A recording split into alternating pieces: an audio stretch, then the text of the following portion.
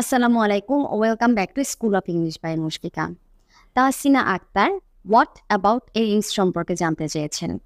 তাহলে চলো আজকের লেসনে আমরা হোয়াট অ্যাবাউট এ রিংস সম্পর্কে জানি।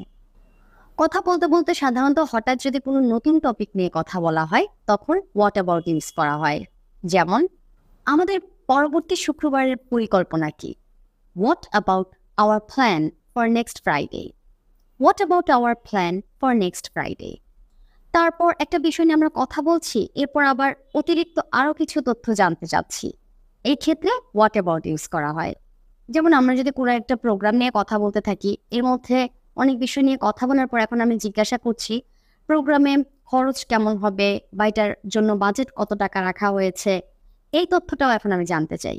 তখন আমি বলতে পারি what about the budget for the program? What about the budget for the programme?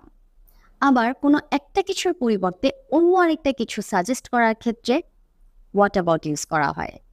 যেমন we could go to the sea beach, what about the park instead? We could go to the sea beach, what about the park instead? আমরা C বিচে যেতে পারি, কিন্তু C বিচের পরিবর্তে যদি আমরা পার্কে যাই, এটা কেমন হয়? এরকম একটা ভাব প্রকাশ এখানে হোয়াট অ্যাবাউট ইউজ করা হয়েছে। আবার কোনো একটা বিষয় নিয়ে যদি তুমি কনসার্ন থাকো, উদ্বেগ প্রকাশ করা হয় বা সেই বিষয়টার সমাধান কি হতে পারে এরকম চিন্তা করলে হোয়াট অ্যাবাউট ইউজ করা হয়। যেমন we should improve the teaching materials, what about the teacher salary? We should improve the teaching materials, what about the teacher salary? দেখো এখানে বলা হচ্ছে টিচিং ম্যাটেরিয়াল ইমপ্রুভ করা উচিত আমাদের, কিন্তু টিচারদের স্যালারি কি হবে?